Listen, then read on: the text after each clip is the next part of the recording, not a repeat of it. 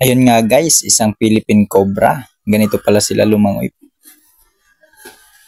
Mag-iingat po tayo pag may ganito po tayong nakita sa tubig. Kakalain mo para siyang brown rat snake. Pero isa palang Philippine Cobra. Makamandag na ahas. Highly venomous po siya guys. Talagang pag nakagat ka niya ay talagang mamamatay ka. Kung hindi ka maturukan ng anti-venom.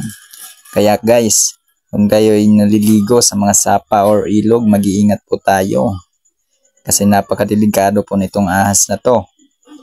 Meron po tayong para makilala natin ang isang ahas na makamandag. Ang kulay niya guys ay ganito pag sa tubig. Yan nga guys oh. Yun. Napaka tapang na ahas ang nasa tubig.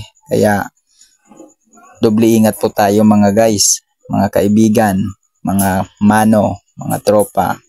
Pa-like and follow na lang po.